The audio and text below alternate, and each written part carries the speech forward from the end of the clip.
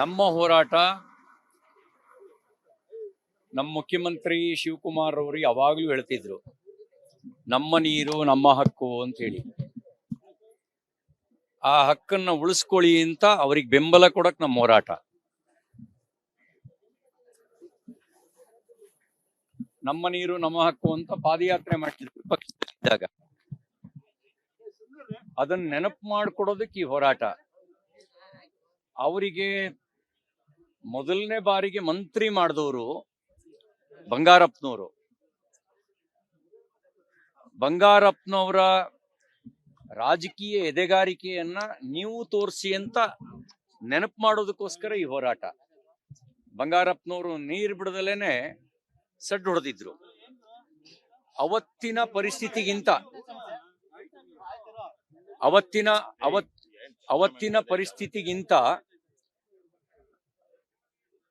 ಕೆಟ್ಟ ಪರಿಸ್ಥಿತಿಯಲ್ಲಿ, ಕಷ್ಟದ ಪರಿಸ್ಥಿತಿಯಲ್ಲಿ ಕರ್ನಾಟಕದ ಜನ ನಾವಿದೀವಿ. 60% ಮಳೆ ಕೊರತೆ ಕಾಣ್ತಾ ಇದೆ. ವಾಡಿಕೆ ಮಳೆಗಿಂತ 60% ಮಳೆ ಕೊರತೆ ಕಾಣ್ತಾ ಇದೆ. ನಾರಾಯಣಪುರ ಅಣೆಕಟ್ಟು ಹೊರತುಪಡಿಸಿ, ಅದರಲ್ಲಿ ಮಹಾರಾಷ್ಟ್ರದಲ್ಲಿ ಮಳೆ ಆಗಿದ್ರಿಂದ ನಾರಾಯಣಪುರ ಅಣೆಕಟ್ಟು ಸ್ವಲ್ಪ ನೀರು ಕಾಣ್ತಾ ಇದೆ. ಇನ್ಯಾವುದೇ ಡ್ಯಾಮ್ಗಳಲ್ಲಿ ನೀರಿಲ್ಲ. ಈ ಪರಿಸ್ಥಿತಿಯಲ್ಲಿ ಮಾನ್ಯ ಮುಖ್ಯಮಂತ್ರಿಗಳೇ ಹೇಳಿದಿರಿ, ನೀವು ಕುಡಿಯೋ ನೀರಿಗೋಸ್ಕರ ನಮ್ಮ ಅಣೆಕಟ್ಟಿನ ನೀರನ್ನ ಸುರಕ್ಷಿತವಾಗಿ ಸಂರಕ್ಷಿಸಿ ಇಡಬೇಕು ಅಂತ ಹೇಳಿದಿರಿ. ಅದನ್ನ ನೆನಪು ಮಾಡಕ್ ನಮ್ಮ ಹೋರಾಟ. ನಿಮ್ಗೆ ಈಗ ನೀರು ಬಿಟ್ರೆ, ಮಳೆ ಏನಾದ್ರೂ ಮುಂದೂ ಬರದೇ ಇದ್ರೆ ಕುಡಿಯಕ್ ನೀರು ಎಲ್ಲಿಂದ ತರ್ತೀರಿ? ಮೆಟ್ಟೂರು ಡ್ಯಾಮ್ನಲ್ಲಿ ನೀರಿದೆ.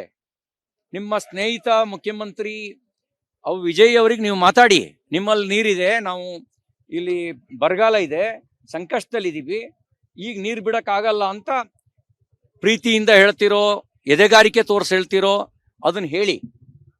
ಆ ಹೇಳಿ ಅಂತ ಅವರಿಗೆ ಮೈ ಮರೆಯದಂತೆ ಎಚ್ಚರ ವಹಿಸಿ ಅಂತ ನೆನಪು ಮಾಡೋದಕ್ಕೋಸ್ಕರ ನಮ್ಮ ಹೋರಾಟ. ಅದಕ್ಕಾಗಿ ನಮ್ಮ ಹೋರಾಟ. ನಾವು ಹೇಳ್ತೀವಿ, ನೀವು ನೀರು ಬಿಡಬೇಡಿ. ಮತ್ತು ನೆನ್ನೆನೂ ಹೇಳಿದ್ದೀನಿ, ನೀವು ತಮಿಳ್ನಾಡಿನ ವಾಟರ್ ಮ್ಯಾನ್ ಅಲ್ಲ. ಅವ್ರಿಗೆ ನೆನಪು ಮಾಡಿ, ನಮಗೆ ಸಂಕಷ್ಟ ಇದ್ದಾಗ ನಿಮಗೆ ನೀರು ಬಿಡೋದಕ್ಕೆ ನಾನು ನಿಮ್ಮ ವಾಟರ್ ಮ್ಯಾನ್ ಅಲ್ಲ, ನಾನು ಒಂದು ಕರ್ನಾಟಕ ರಾಜ್ಯದ ಮುಖ್ಯಮಂತ್ರಿ. ನೀರು ಬಿಡಲ್ಲ, ರೈತರು ಇಲ್ಲಿಗೆ ನಾವು ನೀರು ಕೊಟ್ಟಿಲ್ಲ, ನಿಮ್ಗೆಲ್ಲಿ ನೀರು ಬಿಡೋದು ಅಂತ ಹೇಳಿ, ಆ ಎದೆಗಾರಿಕೆ ತೋರಿಸಿ ಅಂತ ಹೇಳೋದಕ್ಕೋಸ್ಕರ ನಾವಿವತ್ತು ಹೋರಾಟವನ್ನು ಹಮ್ಮಿಕೊಂಡಿದ್ದೀವಿ.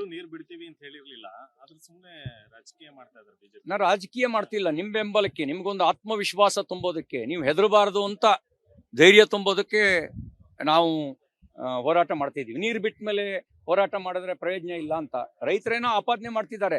ರಾತ್ರಿ ಕದ್ದು ಮುಚ್ಚಿ ಬಿಡ್ತಾ ಇದ್ದಾರೆ ಅಂತೇಳಿ. ರಾತ್ರಿ ಕದ್ದು ಮುಚ್ಚಿ ಬಿಡ್ತಾ ಇದ್ದಾರೆ ಅಂತ ಅವರು ಗಗನಚುಕ್ಕಿ ಬರಚುಕ್ಕಿ ಜಲಪಾತನ ತೋರಿಸಿ ಅವರು ನೀರು ಹೋಗ್ತಿರೋದು ನೋಡಿ ಹೆಂಗ್ ಹೋಗ್ತಾ ಇದೆ ಅಂತ ರೈತರು ಯಾರೋ ವಿಡಿಯೋ ಹಾಕಿದ್ರು. ನಂಗೆ ಗೊತ್ತಿಲ್ಲ. ರಾತ್ರಿ ಬಿಡ್ತಾ ಇದ್ರು. ಅದಕ್ಕಿಂತ ಅಪರಾಧ ಇನ್ನೊಂದೇನಿಲ್ಲ, ಮತ್ತೊಂದು ಅಪರಾಧ ಇಲ್ಲ. ಅದಕ್ಕೆ ನೀರು ಬಿಡಬೇಡಿ ಅಂತ ನಾವು ಹೇಳ್ತಾ ಇದೀವಿ. ಬಿಡ್ತಾ ಇಲ್ವಾ? ಬಹಳ ಸಂತೋಷ. ನಿಮ್ ಜೊತೆಗೆ ನಿಮಗೆ ಬೆಂಬಲ ಅಂತ ಅನ್ಕೊಳ್ಳಿ. ಸರ್ವಪಕ್ಷಗಳ ಸಭೆ ಮುಂಚಿತವಾಗಿಯೇ ಕರಿಬೇಕಿತ್ತು. ಯಾಕೆಂದ್ರೆ ಮಳೆ ಕೊರತೆ, ವಾಡಿಕೆಗಿಂತ ಮಳೆ ಕಡಿಮೆ ಬಂದಾಗ್ಲೇನೆ ಇವರೊಂದು ವಾರ 15 ದಿನ ಮುಂಚಿತವಾಗಿಯೇ ಕರಿಬೇಕಿತ್ತು.